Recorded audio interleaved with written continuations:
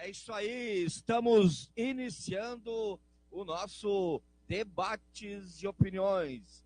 Bom dia, Santa Isabel, bom dia, Viamão, Brasil e o mundo pela internet, a Rádio Santa Isabel, iniciando o seu Debates de Opiniões, produção e apresentação de Itamar Santos.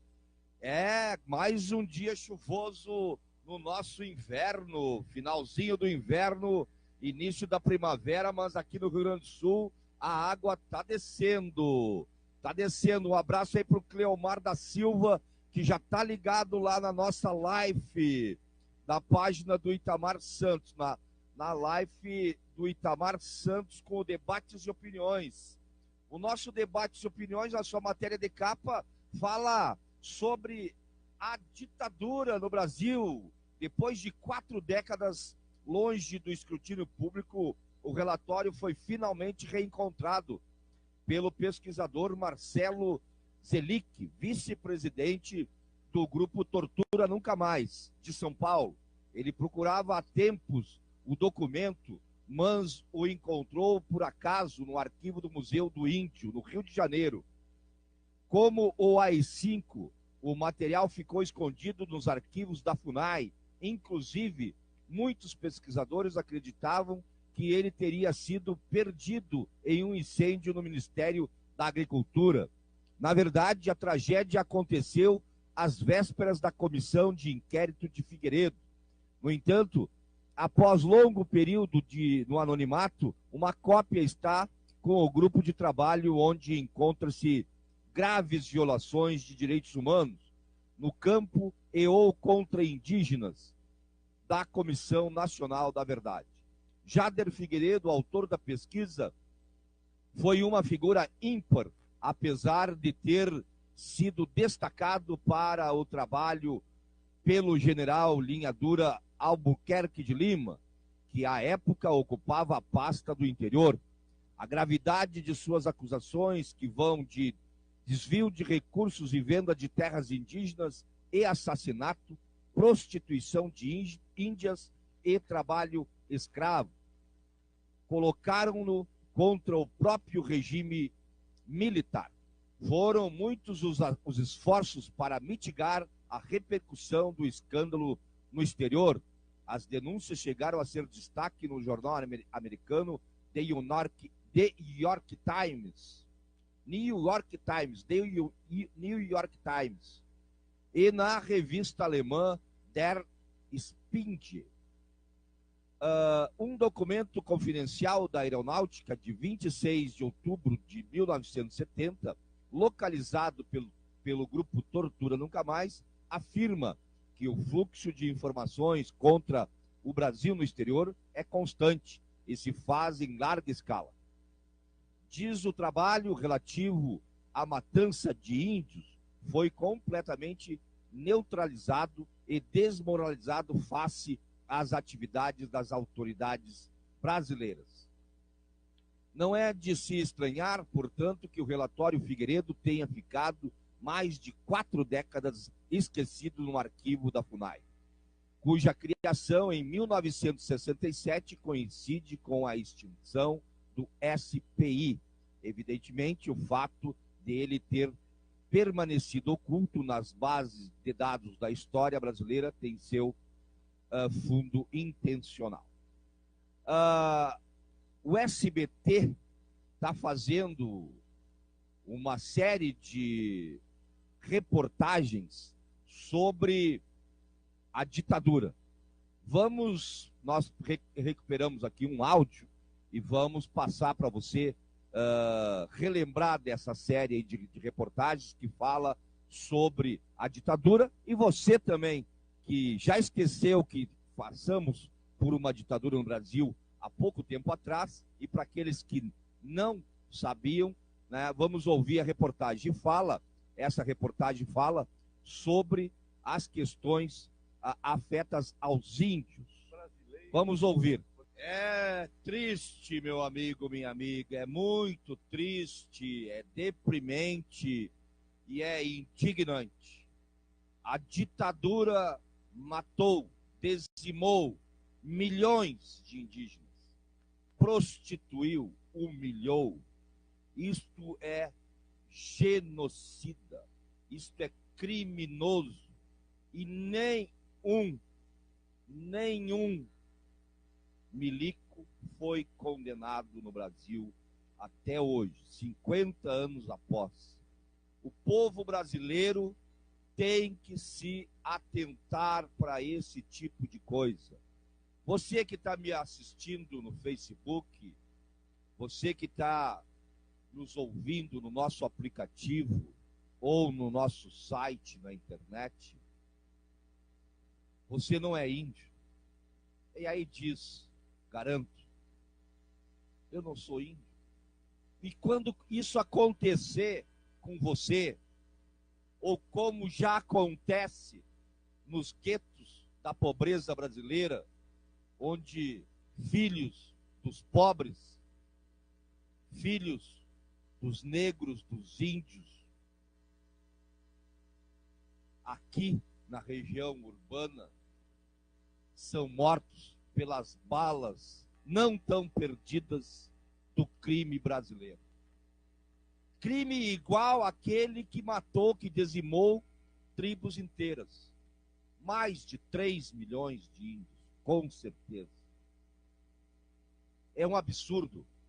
E atualmente estamos em um estado de exceção que mata em nome de uma dita democracia. Que democracia é essa? Aonde vimos e vemos essa democracia que tanto ouvimos nas TVs, nas rádios? Democracia para quem tem dinheiro e que quer mais dinheiro? Aonde estão as escolas de qualidade, o trabalho do pobre brasileiro? Nós vamos falar sobre isso durante o nosso programa Debates e Opiniões, que está iniciando. Já iniciou. A gente vai, mas já volta. Estamos de volta no nosso Debates e Opiniões aqui pelo www.radiosantaisabel.com.br. Já tem o nosso povo lá na internet. Cleomar da Silva, Guto Rocha, Carlos Roberto Rosa da Silva, Alexandra Terra. Bom dia, Cleomar. Muito triste mesmo, Cleomar. A tristeza, neste momento, tem que ser a força mobilizadora para reagir a tantos ataques à população brasileira e principalmente aos pobres miseráveis desse país, que aumentam geometricamente e com uma rapidez meteórica, porque o crime, o genocídio no Brasil, o desmonte da legalidade brasileira está sendo velozmente construída e sedimentada a cada dia. Cada dia que passamos tem uma notícia muito triste. Emir, obrigado pela sintonia aí, Emir Neuza. Carlos Roberto Rosa da Silva, bom dia para ti também, Roberto. Pedro da Silva, Sheida, Eduardo Duarte Costa, Evaldo Ocanha, e aí, grande Evaldo, Carlos César Marçal, quem mais? Douglas Fernandes Araújo, Cid Santos, valeu, Cid, bom trabalho aí na produção agroecológica, teve a mão. O Cleomar diz, o que esperar de um candidato que fala que índios não têm um palmo de terra a mais? Será que não estamos em um estado de exceção? Para mim, sim. Será que não está na hora de o povo se rebelar contra tudo isso que está acontecendo contra o trabalhador da cidade e do campo, né, Cleomar? Com certeza está na hora da população brasileira se atentar que o seu futuro está sendo retirado. E a tendência, quando você tem um povo sem perspectiva, que isso se transforme num caos, numa anarquia. A anarquia esta que eu chamo de anarquia capitalista, aonde que o crime organizado se fortalece e que o crime organizado se sobrepõe sobre a legalidade, mesmo essa legalidade de exceção, essa legalidade burguesa que por séculos a gente sobrevive. José Araújo Nóbrega está com a gente também, a Ângela Ramos, bom dia para você, Ângela. Quem mais está aqui? Carlos Eugênio Kepper da Cunha, Rogério Focheira, quem mais? Rogério, Getúlio, Urride, Leonir, faça um pacto com a militância. Isso aí, Leonir, o pacto já está feito. Essas eleições é a grande arma que a população brasileira tem nas mãos para reverter esse quadro genocida em que o golpe nos apresenta. Manuel Rosa, grande Manuel, tamo junto, Manuel. João Aldino, Agnes Diesel, Vânios da Silva, Júlio Faleiro, Luiz Carlos Beregaray. É isso aí, Beregaray. Tamo aí, Berê, meu amigo, colega da FEBEM. É isso aí, Júlio. Vamos na linha da música popular brasileira. Grande Luiz Melodia. Aita Alt. Ângela Ramos diz, desde muito pequena, ouvia falar em polícia em casa, então o voto é a melhor arma que temos. Com certeza, Ângela, esse é a melhor arma que a gente tem para mudar esta dura realidade. Valberto Silveira, Lebele, beijo no coração, minha Lebele. Vamos nos rebelar nas urnas, diz a Ângela. Bom dia, Lebele. Tamo junto. O Lota, lá de Três Coroas, está ligado aí no nosso Debates e Opiniões. Dado o recado popular, vamos para mais uma notícia. Nota da Executiva Nacional do PT contra a cassação política de Luiz Inácio Lula da Silva. Vejamos, diante da violência cometida na noite de 31 de agosto, sempre é 31 de agosto, né, gente? 31 de agosto é uma data, olha, emblemática na vida política do Brasil. Diante da violência cometida na noite de 31 de agosto pelo Tribunal Superior Eleitoral contra os direitos de Lula e do povo que quer elegê-lo presidente da República, o Partido dos Trabalhadores afirma que continuará lutando por todos os meios para garantir sua candidatura nas eleições de 7 de outubro. Vamos apresentar todos os recursos aos tribunais para que sejam reconhecidos os direitos políticos de Lula, previstos na lei e nos tratados internacionais, ratificados pelo Brasil. Vamos defender Lula nas ruas, junto com o povo, porque ele é o candidato da esperança. É a mentira que a lei da ficha limpa impediria a candidatura de quem foi condenado em segunda instância. Como é a situação injusta de Lula. O artigo 26-C desta lei diz que a inelegibilidade pode ser suspensa quando houver recurso plausível a ser julgado. E Lula tem recursos tramitando no STJ e no STF contra a sentença arbitrária. É mentira que Lula não poderia participar da eleição porque está preso. O artigo 16-A da lei eleitoral prevê que um candidato sob júdice em fase de julgamento pode efetuar todos os atos relativos à campanha eleitoral, inclusive utilizar o horário eleitoral gratuito no rádio e na televisão e ter seu nome mantido na urna eletrônica. Isso está na lei. A Justiça Eleitoral reconheceu os direitos previstos nestas duas leis a dezenas de candidatos em eleições recentes. Em 2016, 145 candidatos a prefeito disputaram a eleição sob júdice, com registro indeferido, e 98 foram eleitos e governam hoje suas cidades. É só para Lula que a lei não vale? O Comitê de Direitos Humanos da ONU determinou ao Brasil garantir os direitos políticos de Lula, inclusive o de ser candidato, e o Brasil tem obrigação de cumprir, porque assinou o protocolo facultativo do Pacto Internacional de Direitos Civis e Políticos.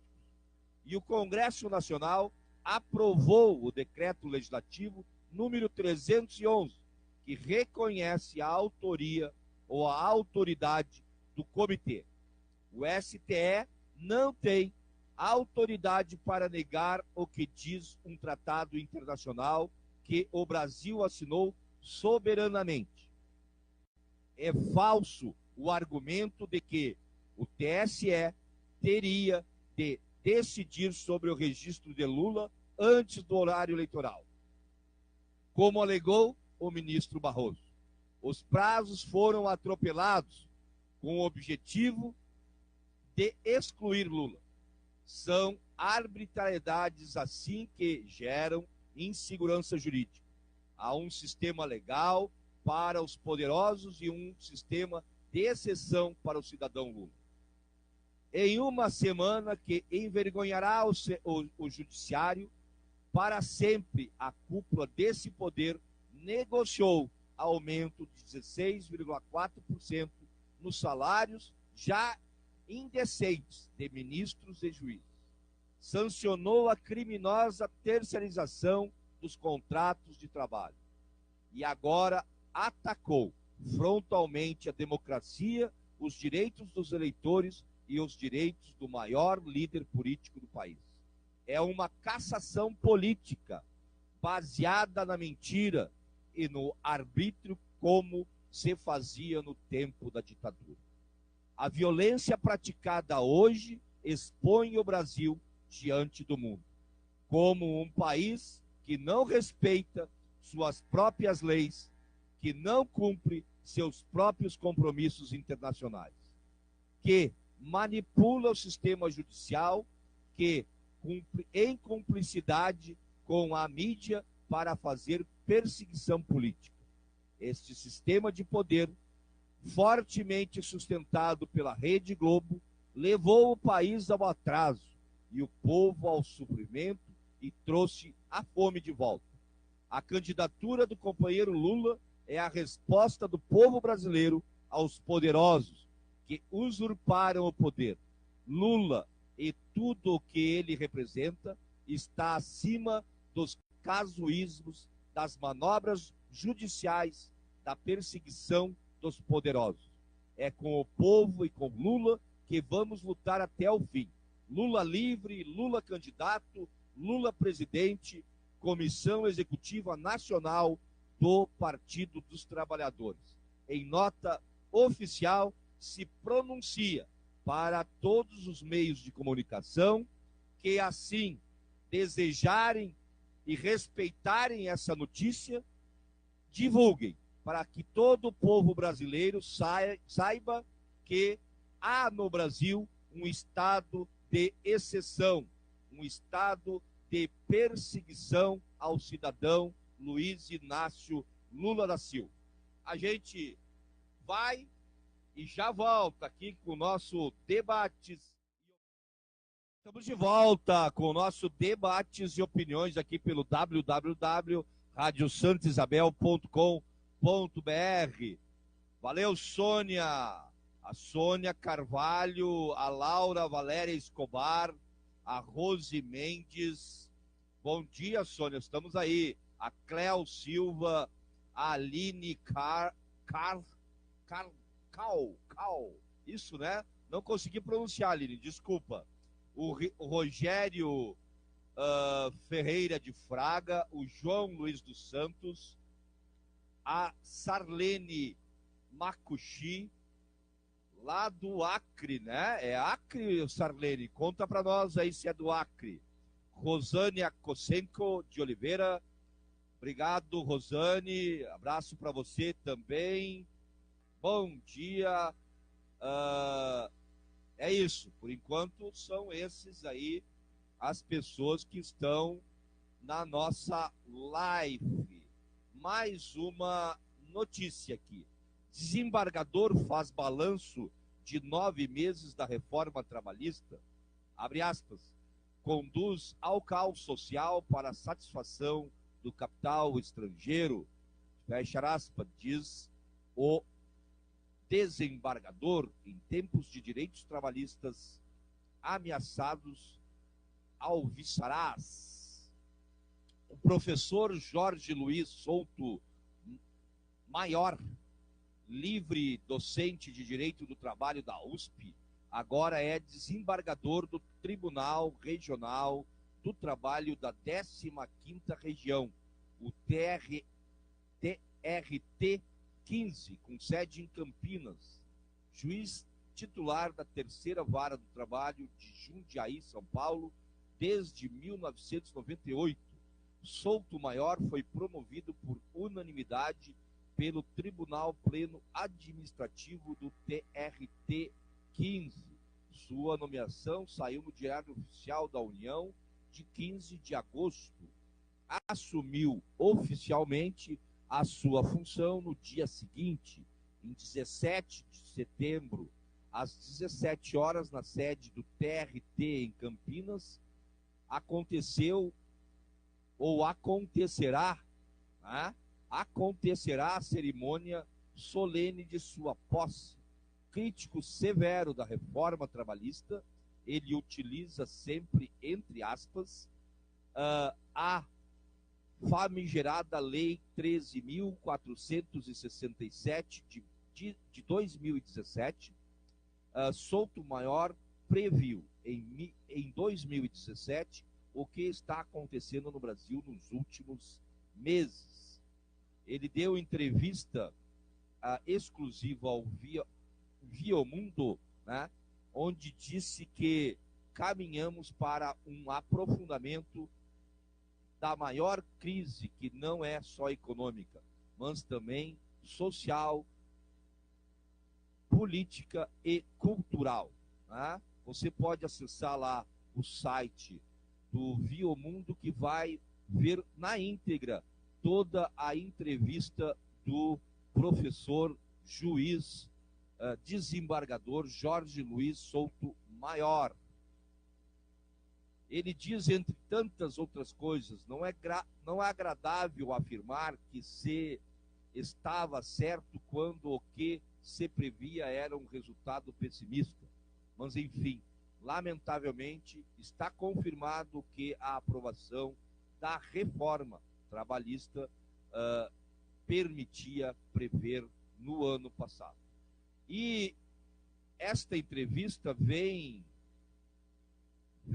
a comprovar a previsão do desembargador e a manutenção e a oficialização do golpe. A gente vai estar falando sobre isso, até porque, né, o STF aprovou a lei da terceirização da atividade fim.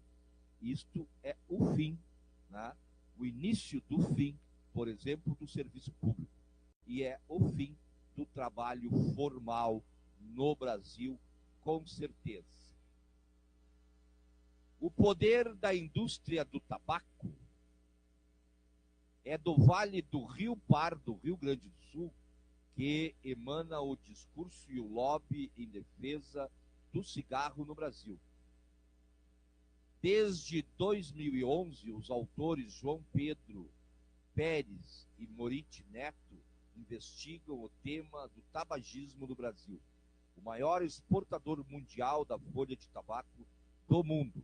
Entre as várias reportagens que subsidiaram o livro da editora Elefante está, entre aspas, Sob a Fumaça, a Dependência, publicado em 2015 pela agência pública, numa investigação que recebeu menção honrosa no prêmio da Associação Nacional dos Magistrados do Trabalho, ANAMATRA, em 2016. O livro aborda de maneira sistematizada a formação da rede estratégica da indústria do tabaco no Brasil. Explicam os repórteres na introdução da obra, que será lançada no Rio de Janeiro no Dia Nacional do Fumo, no dia 29, foi lançada no dia 29 de agosto, e na semana que vem em São Paulo.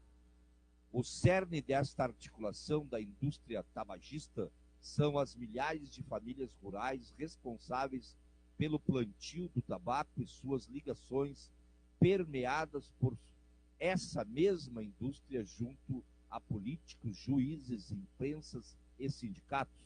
Os autores desvendam como essa articulação é utilizada para frear políticas de saúde pública e controle do tabagismo. Os reis da confusão, se não tiver como sustentar uma tese, crie confusão. No campo tabaco, nos tribunais, a dúvida, semeie com vontade, regue, veja como cresce na cabeça do juiz. Da árvore da incerteza costumam nascer frutos estranhos, exóticos mesmo, que provocam a morte súbita do caule. Para a alegria da indústria do cigarro, no solo do judiciário brasileiro, em se plantando, tudo dá. A generosidade é tamanha que até imbuiu o surgimento de novas sementes. A diferença do que se deu em alguns países, no Brasil, as corporações do setor seguem donas do território. Não sofrem até hoje nenhuma derrota definitiva. Houve surtos, é verdade, algumas safras que ameaçaram não vingar, mas ao final, com muito fertilizante e agrotóxico, foi possível neutralizar o problema. É público e notório que o cigarro é prejudicial à saúde.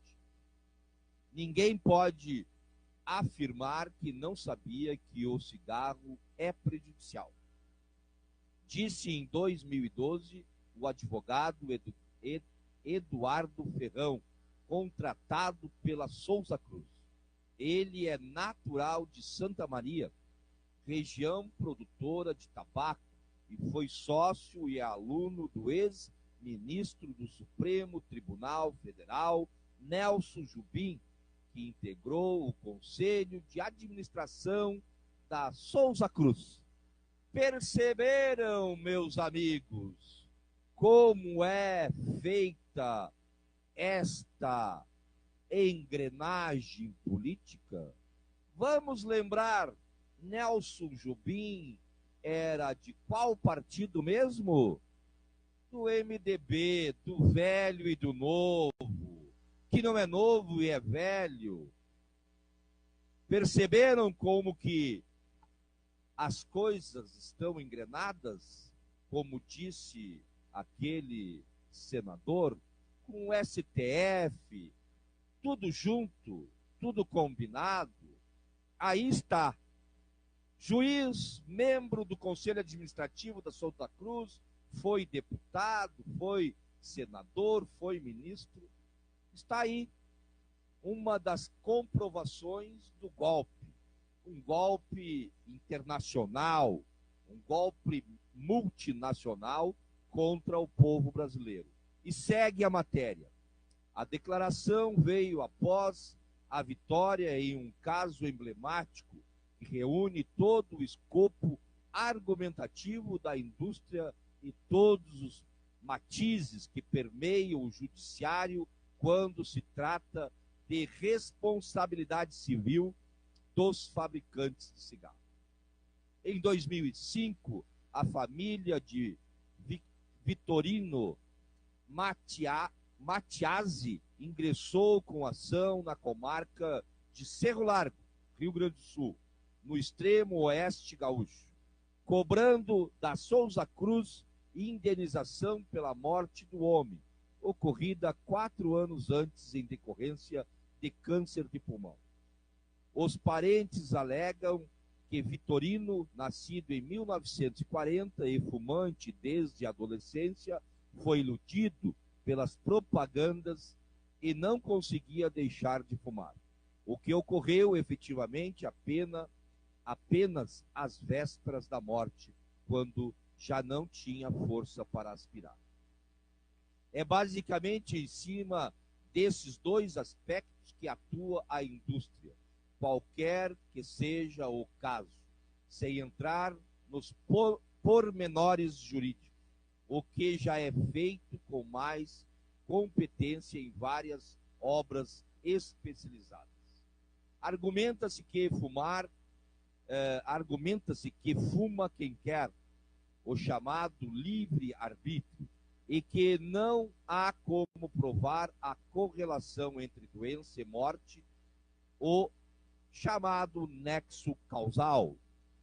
É mentira isso, né? É só a justiça brasileira que tem isso como verdade. É provável, pode ser provado cientificamente o nexo causal. É em torno disso que o caso Matiasi acaba jogado de lado para o outro. Na primeira instância, o juiz deu razão a Souza Cruz, afirmando que não se pode responsabilizar terceiros por uma atitude própria e que não se tem como provar que os cigarros fumados ao longo da vida foram de um fabricante específico. O debate começou a ficar mais interessante em 2007, na segunda instância, no Tribunal de Justiça do Rio Grande do Sul.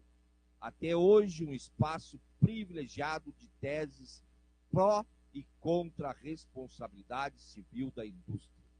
Antes de entrar nos pormenores, é preciso entender o contexto. Um ano antes da discussão sobre o caso Matiasi,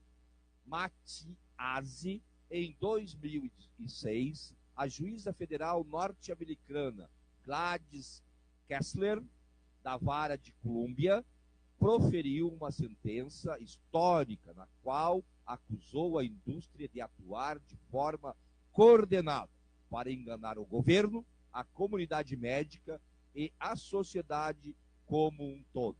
A decisão é fruto de uma ação movida pelos governos dos Estados Unidos contra 11 corporações do setor para reaver os gastos provocados pelo tabagismo ao sistema de saúde. Ao analisar milhares de páginas de documentos, outrora secretos, ficou claro que a indústria manipulou informações e ocultou dados importantíssimos. Desde a década de 1950, já havia evidências de que o tabaco estava associado ao câncer, ou seja, com pelo menos 10 anos de vantagem sobre os estados e a população, que só em 1964 tomaram contato com as primeiras evidências científicas públicas a esse respeito. Também desde esta época, as pesquisas internas demonstraram a dependência provocada pela nicotina e levaram à constatação de que reduzir o teor da substância acarretaria na perda de clientes. As empresas discutiam nos anos de 1960 como fariam para manter as vendas diante da propagação de informações negativas. Na década seguinte, frente a esse cenário, foram criados os cigarros light, apresentados como mais saudáveis, mas os documentos mostram que as corporações sabiam que os fumantes compensavam a redução do teor de nicotina com mais cigarros, e que a Philip Morris conduziu estudos de marketing para entender como poderia usar esses produtos para trazer de volta antigos fregueses, animados com o produto apresentado como inócuo. Diante da visão de que o fumante passivo era o risco maior, no embate público, criou-se um instituto de pesquisas no qual foram investidos 60 milhões de dólares para criar estudos que deslegitimassem evidências. Quando obrigadas a encerrar as atividades dessa organização, as corporações simplesmente polvilharam recursos para bancar outros pareceres do mesmo tipo. Os documentos revelados expõem ainda um esforço grande para atrair os jovens, caminho para garantir a manutenção dos níveis de lucro de uma atividade econômica que mata os próprios fregueses. A ideia central consistia e ainda consiste em associar o cigarro a prazeres ilícitos e a entrada na vida adulta, com uma imagem de vigor, rebeldia, aventura e amor à vida. Não custa recordar o cowboy da Marlboro. Voltando ao caso Matiasi, o relator da 5ª Câmara Civil, desembargador Paulo Sérgio Escarparo, decidiu que a empresa, ao omitir os malefícios provocados pelo cigarro, induziu os consumidores a adotar uma atitude nociva contra si próprios. Ele recordou que o setor investiu milhões em publicidades para forjar a imagem de que o produto levava a sucesso e a bem-estar. Além disto, Escarparo afirma que cabia a Souza Cruz provar que o cigarro não foi a causa da morte de Victorino, e não o contrário, e disse que ainda que a atividade da empresa seja lícita, isso não há dispensa de agir de boa fé e de assumir os danos causados.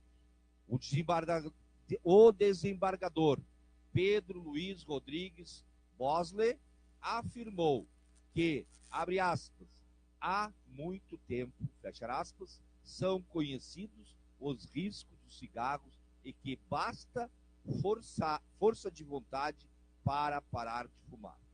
Se você espera por argumentos científicos, é melhor procurar em outro lugar. O judiciário brasileiro não é exatamente um exemplo de rigor e precisão. É comum que juízes, desembargadores e ministros digam que todo mundo conhece alguém que deixou de fumar e, portanto, só não para quem não quer. Ainda que reconhecidos estudos mostrem que a imensa maioria dos fumantes são, na verdade, pacientes, que raramente conseguem superar a dependência. A posição de Bosley acabou vencida por 2 votos a 1, e a família ganhou direito a uma indenização total de R$515 mil. O caso Matiasi seria interessante se parasse por aí, mas restam 2 etapas. Ainda em 2007, o 3º Grupo Civil do Tribunal de Justiça avaliou os recursos apresentados pela empresa. O relator, o Birajara Mac de Oliveira, basicamente manteve os argumentos do voto vencedor na 5ª Câmara, dizendo que era má-fé colocar a culpa no fumante e que as próprias informações da indústria comprovam as mortes associadas ao cigarro. Porém, houve divergência. Ao se falar sobre a decisão favorável à indústria do cigarro, muitos de nós somos levados a pensar em corrupção. É o famoso esse juiz está comprado. E não é um pensamento condenável, vivendo no mundo em que vivemos. Mas falando de maneira geral, não há elementos para dizer que seja essa a postura recorrente. Nesta linha de raciocínio, a juíza Maria de Ávila e Silva Sampaio, do Tribunal de Justiça do Distrito Federal, considera preocupante que as coincidentes e conclusivas pesquisas científicas sejam descartadas em benefício do senso comum. Torna-se mais preocupante ainda quando se sabe do poderio econômico das empresas. E lamento. Ocorre que, historicamente, a indústria do cigarro tratou de desmentir o fato de que nicotina causasse dependência química, bem como de esconder os resultados das pesquisas acerca dos devastadores efeitos do uso contínuo da substância.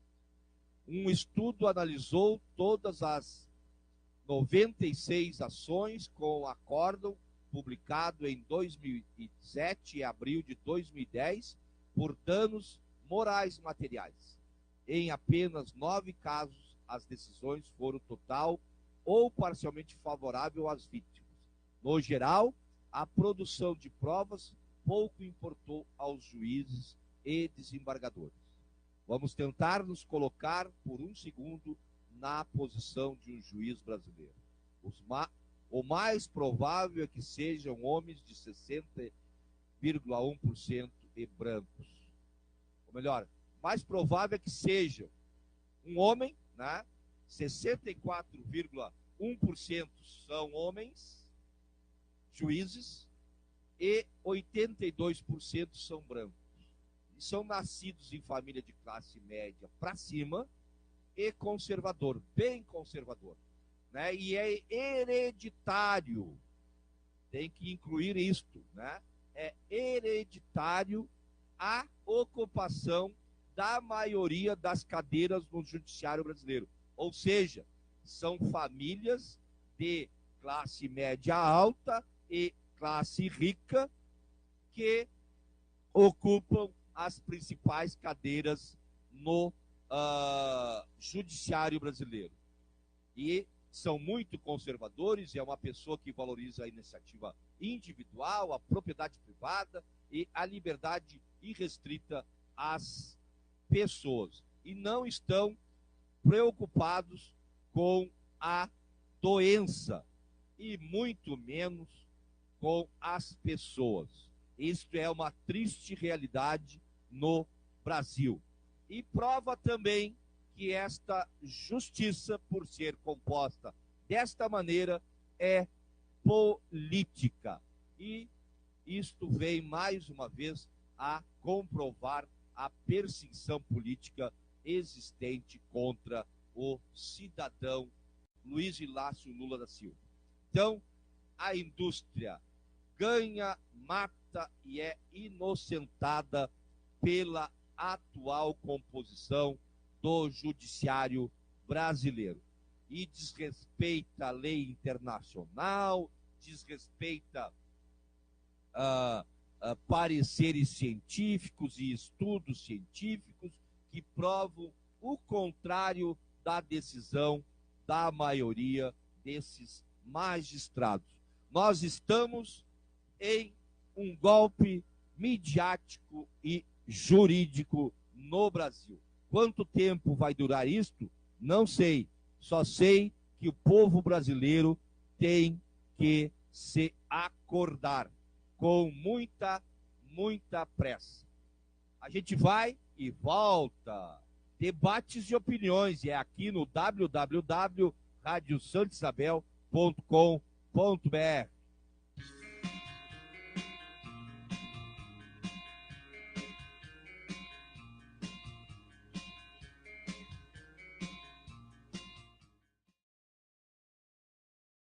Estamos de volta com o nosso Debates e Opiniões aqui pelo www.radiosantosabel.com.br.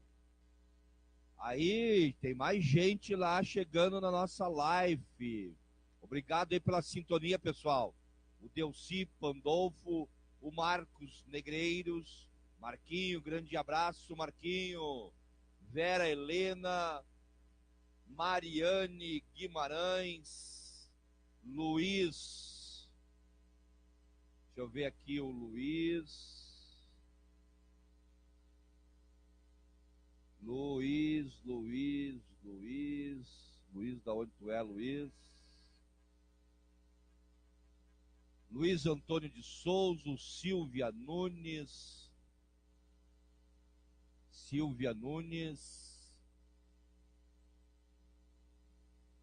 Tem mais gente aqui. Tem mais gente. O meu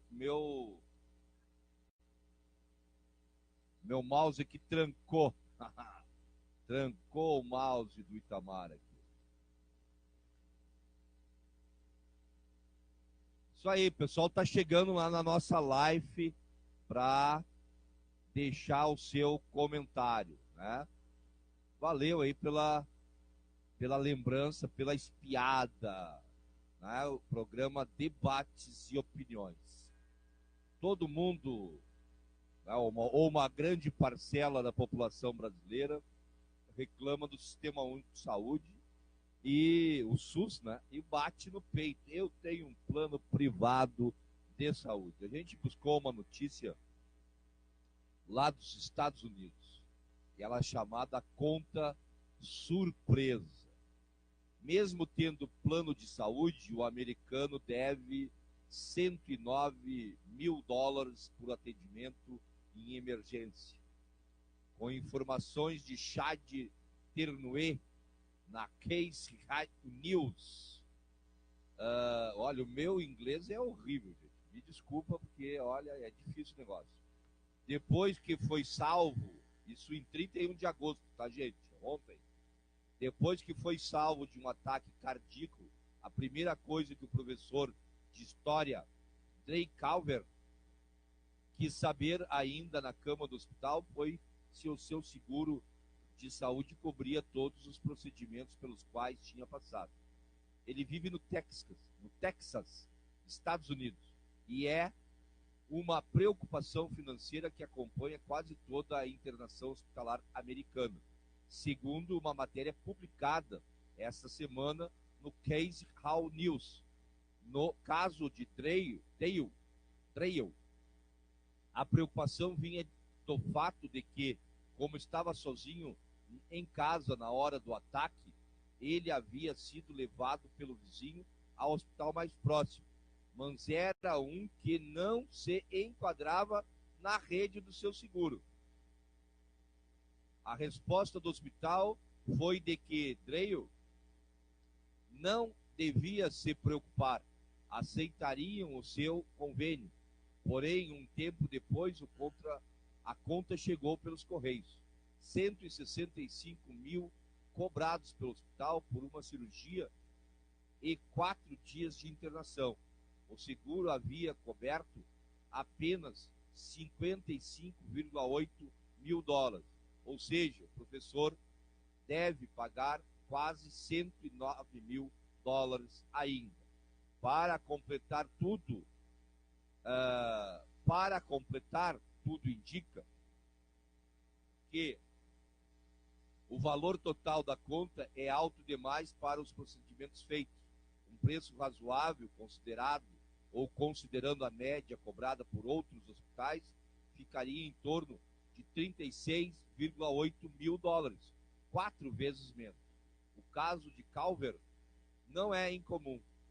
Contas surpresas acontecem quando um paciente vai a um hospital coberto pelo seu seguro, mas recebe tratamento de um médico que não participa dele ou da rede, resultando em uma cobrança direta para o paciente.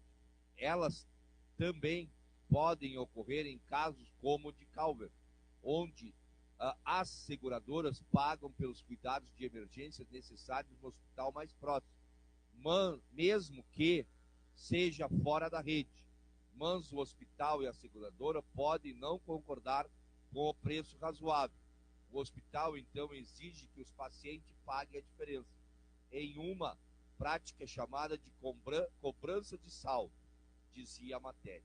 E Calvin desabafa, entre aspas, eles vão me causar outro ataque cardíaco. Fecha aspas. Vai morrer, né, Calvin? Infelizmente. Que coisa. Você quer pagar mesmo?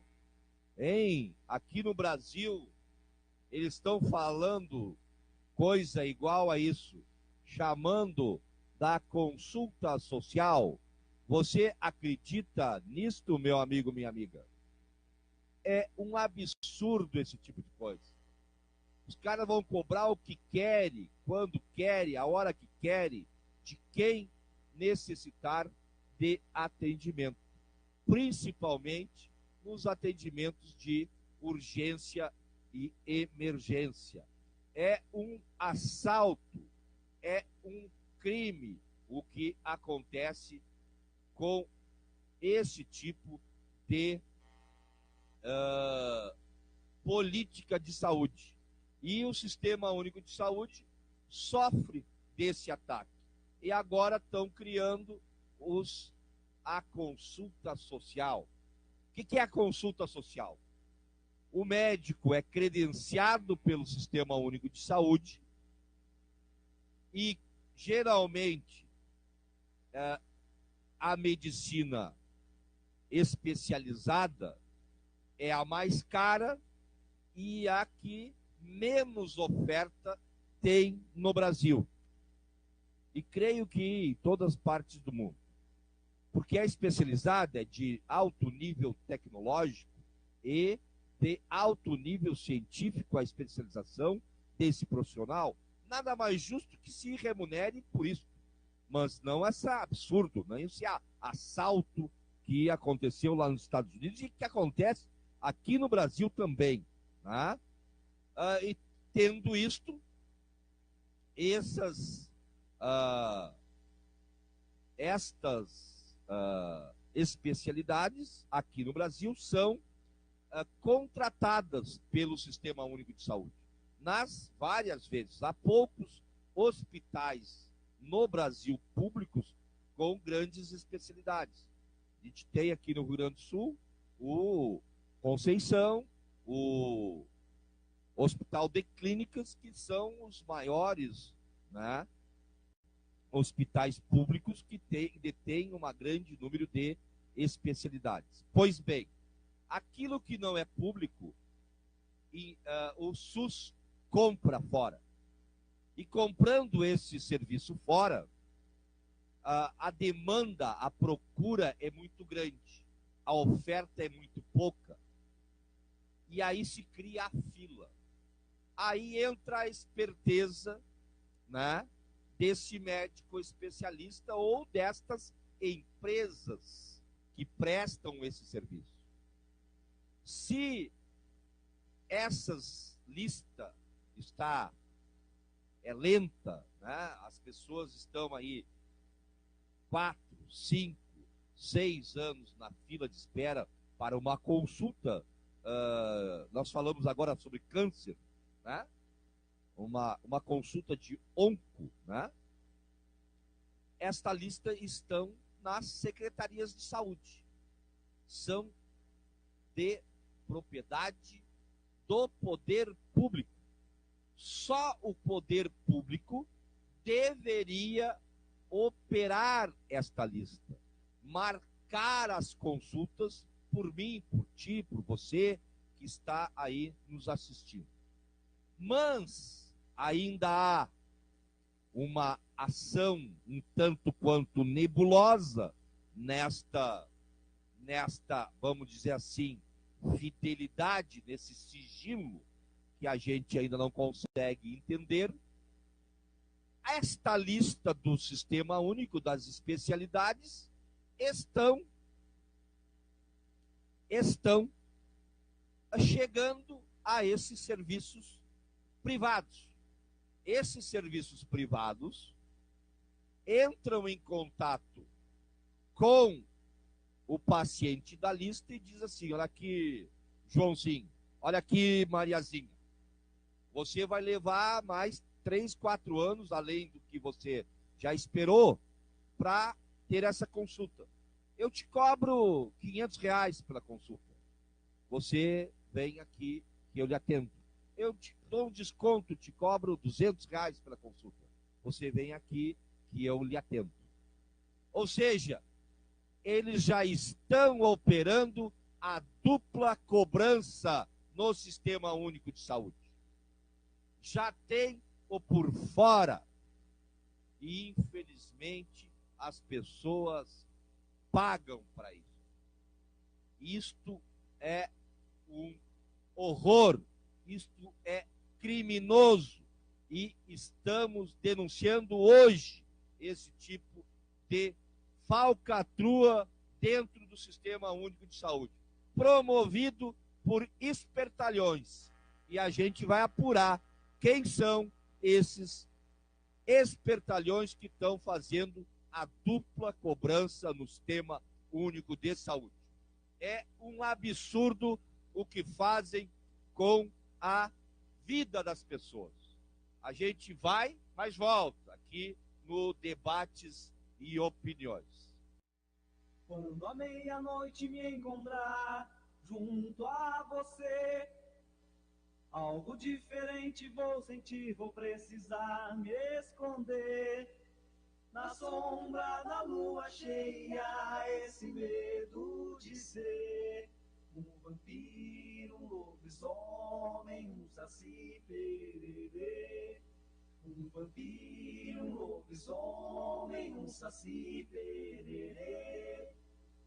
Quando à meia-noite me encontrar junto a você, algo diferente vou sentir, vou precisar me esconder. Na sombra da lua cheia, esse medo de ser um vampiro, um lobisomem, um saci pererê. Um vampiro, um lobisomem, um saci pererê. Dona Senhora, meia-noite eu canto essa canção anormal. Dona Senhora, essa lua cheia, meu corpo treme, que será de mim? Faço força para resistir a toda essa tentação.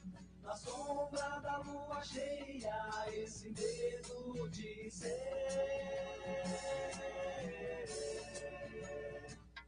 um vampiro, um lobisomem, um saci pererê.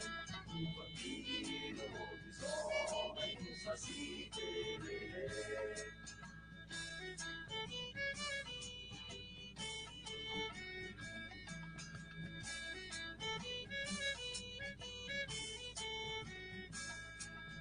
Quando à meia-noite me encontrar junto a você, algo diferente vou sentir, vou precisar me esconder.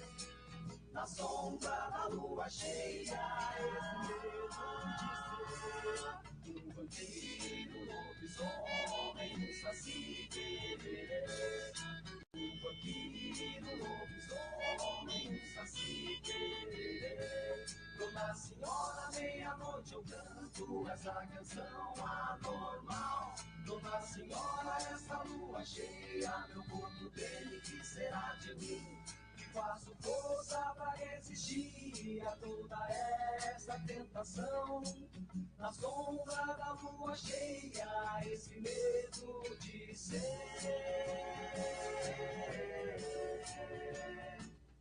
um vampiro, um lobisomem, um saci pererê. Um vampiro, um lobisomem, um saci pererê. Um vampiro, um lobisomem, um saci pererê.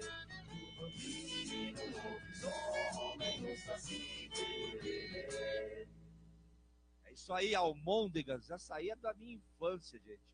Muito show essa música, sempre atual. Né? Músicos gaúchos aqui do Rio Grande do Sul. Luiz Henrique Pacheco Correia, Marina Macri, Rose Teixeira estão aí na nossa live. Obrigado aí pelo pessoal que passa, dá uma espiada, curte, compartilha. Muito show essa troca aí, mesmo que virtual, né? Nessa loucura da revolução tecnológica, as pessoas funcionam, infelizmente, muito mais pela virtualidade do que pela pessoalidade, pelo convívio social. Mas vamos indo, vamos criando estratégias de sobrevivência, de resistência a tudo isso que está posto aí, porque nosso futuro é de luta, com certeza é de resistência, porque, te digo já, STF autoriza terceirização irrestrita e sela destino de milhares de processos trabalhistas. Por decisão, escola poderia contratar professores terceirizados e não só funcionários de limpezas. Esse é o exemplo clássico disso, né? Qual é a atividade de fim de uma escola? Ensinar. Quem é a pessoa que é o trabalhador que ensina? Professor. Então, essa escola pode terceirizar a contratação de professores. Ou seja, vai ter professor ganhando menos, né? Porque a contratação não é direta, né? Tem um intermediário no meio. E aí, se o contratante tem que lucrar, é óbvio que o contratado não vai ter prejuízo. Isso foi dito na reunião dos juízes do STF, né? Dizendo que é constitucional terceirizar, ou seja, contratar por meio de uma empresa, funcionário para todas as atividades de uma companhia no Brasil.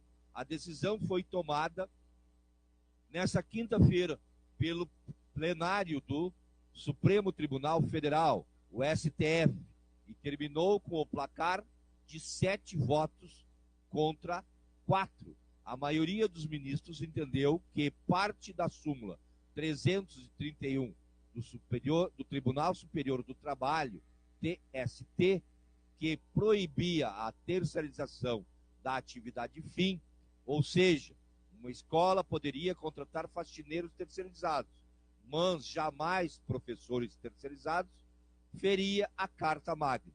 Os magistrados do Supremo também decidiram que a sentença terá repercussão geral, o que significa que, daqui para frente, todos os magistrados terão de se basear nesse entendimento quando forem julgar casos em andamento ou paralisados, em que a terceirização for condenada. A estimativa é que 4.000 processos trabalhistas aguardavam essa definição para terem andamento nas divergências ou nas diversas instâncias judiciais.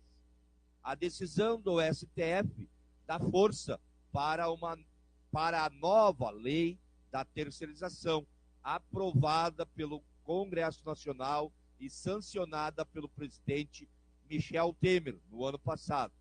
Essa versão da lei já previa a terceirização de todas as atividades, mas como havia uma súmula do TST, sendo em sentido contrário, era comum se deparar com processos judiciais para contestá-la.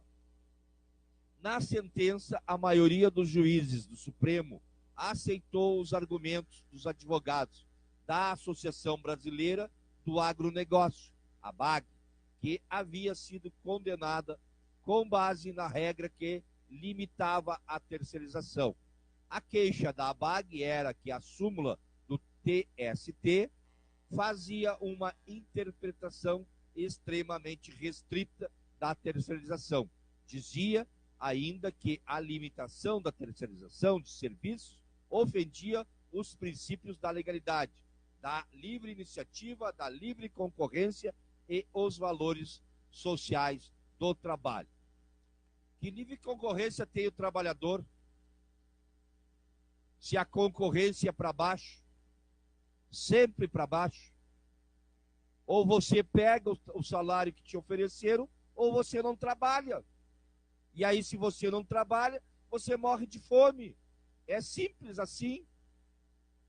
E a tese aprovada pelo STF foi a seguinte, abre aspas, é lícita a terceirização ou qualquer outra forma de divisão do trabalho em pessoas jurídicas distintas, independentemente do objeto social da empresa envolvidas, revelando-se inconstitucionais os incisos 1, 3, 4 e 5º da súmula 331 do STF, do TST.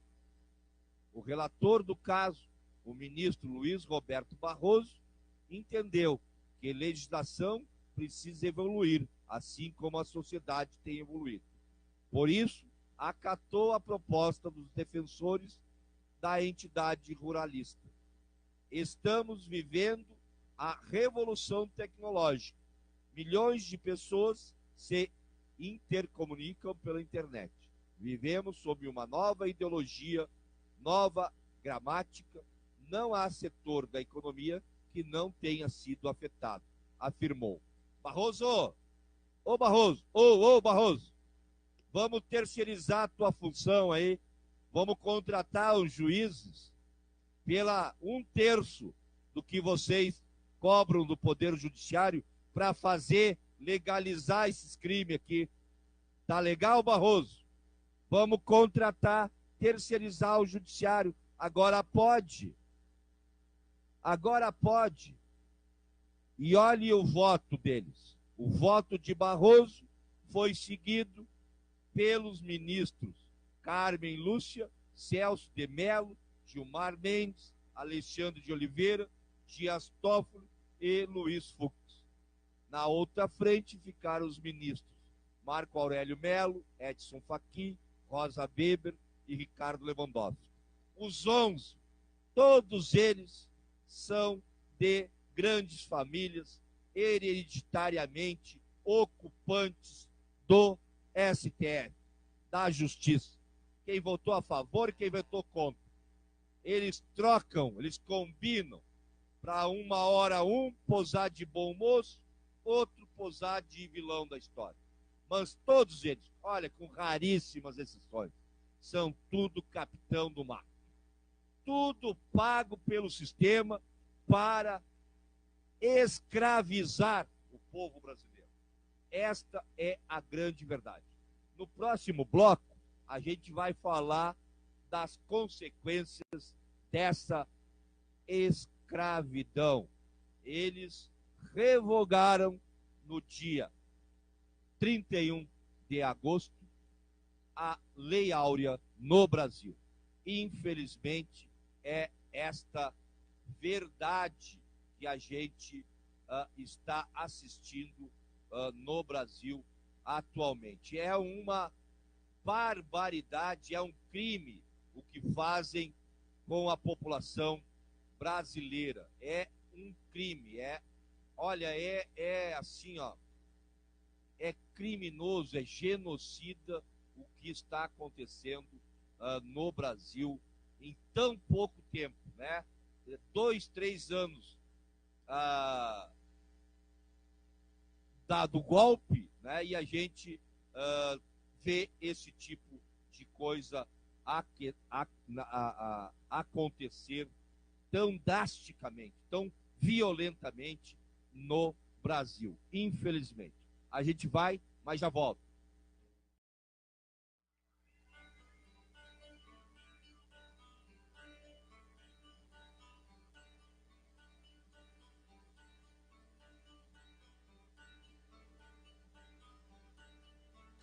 Meus bons amigos, onde estão?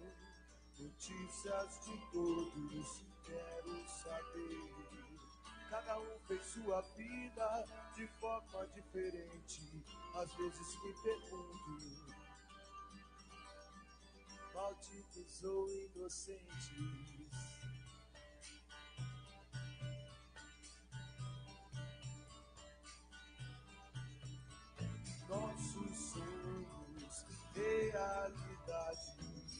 todas as vertigens, crueldades sobre os nossos ombros, aprendemos a carregar toda a vontade que faz ficar no bem, que fez pra mim assim, assim, me fez feliz assim.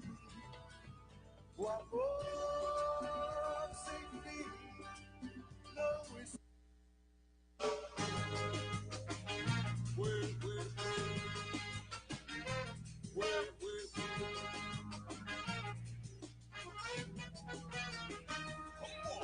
Garota colorida, tão cheia de vida que não cabe no país. Costas de ferina, seios de menina, boca fresca de anis. É tanta mistura, é tanta beleza, da mais pura que eu tenho certeza. Xinga de mulata, cabelos de gata, beijos de avelã, corpo de sereia desfilando na areia, desejos de maçã. É tanta mistura, é tanta beleza, da mais pura que eu tenho certeza. As garotas do Brasil já não cabem no planeta. Garotas do Brasil já não cabem no planeta. Garotas do Brasil já não cabem no planeta. As garotas do Brasil já não cabem no planeta. Garotas do Brasil já não cabem no planeta. Garotas do Brasil já não cabem no planeta.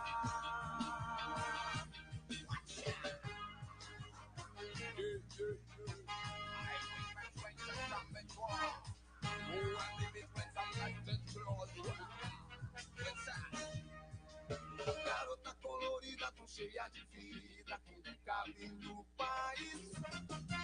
Costas de felina, seio de menina, boca fresca de anis. É tanta mistura, é tanta beleza, da mais pura que eu tenho certeza. Xinga de mulata, cabelo de gata, beijos de avelã, corpo de sereia desfilando na areia, desejos de maçã. É tanta mistura, é tanta beleza, da mais pura que eu tenho certeza. As garotas do Brasil já não cabem no planeta. As garotas do Brasil já não cabem no planeta. As garotas do Brasil já não cabem no planeta.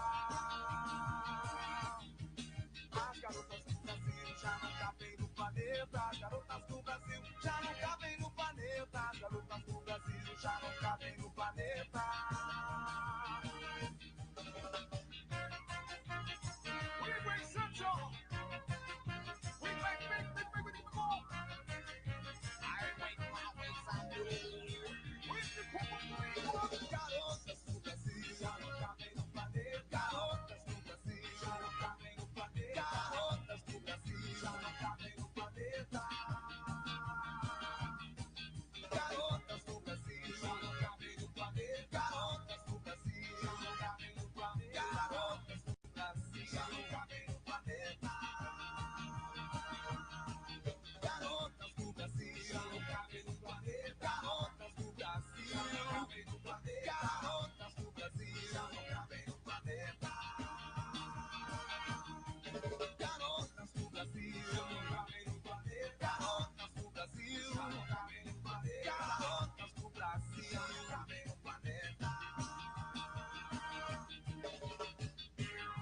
I will get this boy jump. We have to watch out. Think it's the one last person. Think it's the one last fresh one.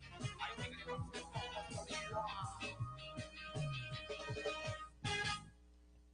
Estamos de volta com o nosso debates e opiniões aqui pelo www.radiosantosabel.com.br. A aprovação pelo STF ontem da terceirização respalda o fim de direitos trabalhistas. os retrocessos nos direitos da classe trabalhadora brasileira, que tem sofrido com as consequências da reforma trabalhista, poderão ser ainda piores, e serão piores com a aprovação do STF desta terceirização da atividade fim. Como a gente disse no bloco anterior, o Supremo Tribunal Federal aprovou que uma escola contrate professores. É simples, né? É muito simples o que está acontecendo. Uma escola que a atividade fim dela é a educação, pode contratar de outra empresa professores. É matemático isto. O momento que você coloca um professor contratado por uma outra empresa, essa empresa ela é especializada em vender mão de obra. Então, quando ela vende mão de obra, ela ganha o lucro sobre isso. E que é menor, né, o gasto daquele que contratava diretamente. Então, para você ver, você vai ter, nesse caso de professores mal remunerados. Pior do que já são hoje. Esta é a aprovação desta semana que passou do STF, que acaba com toda esta... Ela legitima a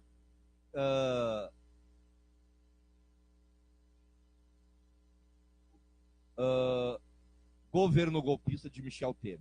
Então, você tem que perceber, você que está me ouvindo, que quem aprovou tudo isto, que o STF legitimou, foram deputados federais e senadores, que têm por trás disso seus partidos. Né? Esta é uma arma que o trabalhador e a trabalhadora brasileira têm nessas eleições. Vejam quais foram os partidos que aprovaram a reforma trabalhista. Com certeza os grandões estão lá.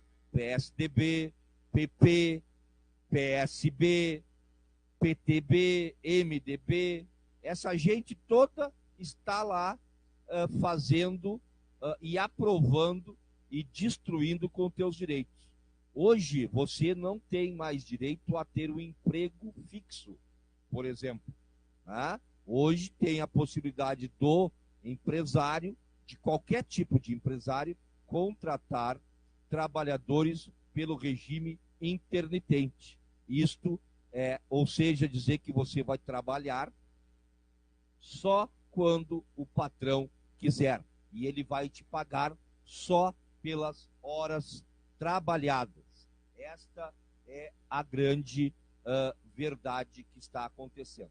O programa Debates e Opiniões vai fazer trazer algumas reportagens sobre os presidenciáveis. O que eles pensam sobre, por exemplo, a EC 95.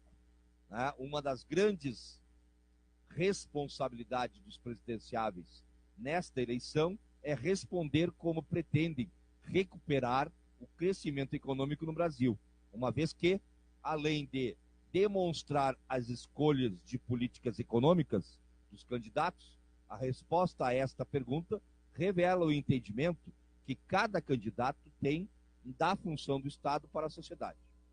Em 2016, com a emenda constitucional número 95, a chamada EC 95, o governo golpista de Michel Temer adotou a mais severa medida de austeridade ao colocar na Constituição que, por 20 anos, existirá um teto para os gastos sociais e de investimentos, que não apenas ficarão congelados, mas, na verdade, reduzirão em porcentagem do PIB e per capitamente, ou seja, pelo número de pessoas. Entretanto, destes teóricos tradicionais até as entidades mais conservadoras, como o FMI, Fiscal Monitor 2018, afirmam que é só tempos bons de crescimento econômico que o governo deverá realizar a consolidação fiscal, poupança para pagamento da dívida.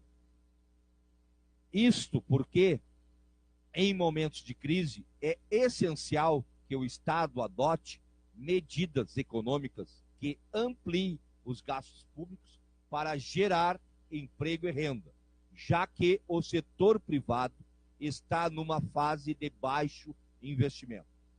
Sem esse papel do Estado como indutor do crescimento, via despesas sociais e investimentos, a economia entra num ciclo vicioso de austeridade que retarda a saída da crise. Pelo lado de função do Estado, a resposta dos presidenciáveis à pergunta: você é a favor da revogação ou da manutenção da EC 95?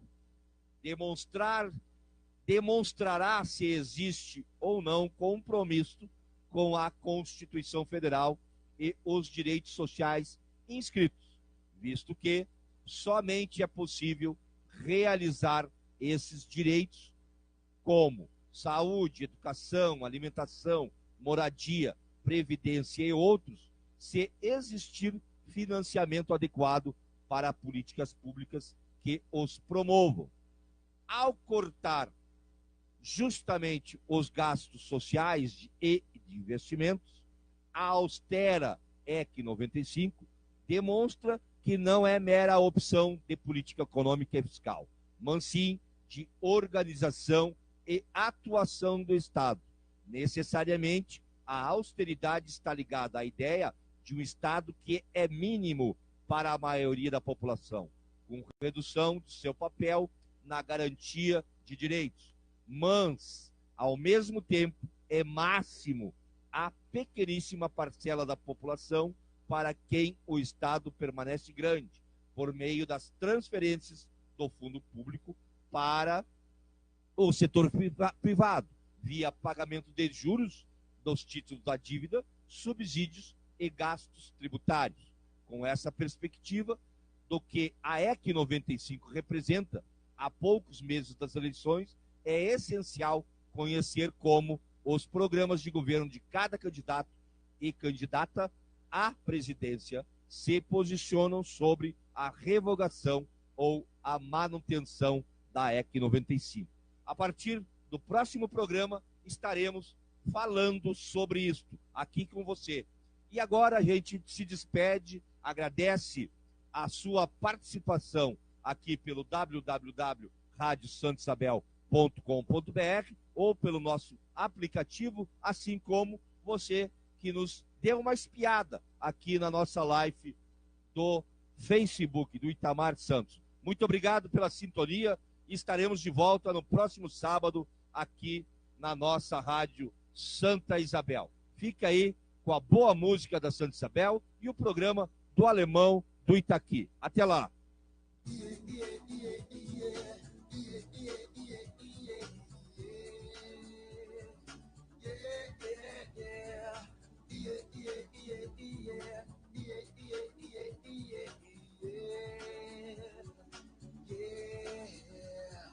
Carolina pulou na piscina e descobriu que a vida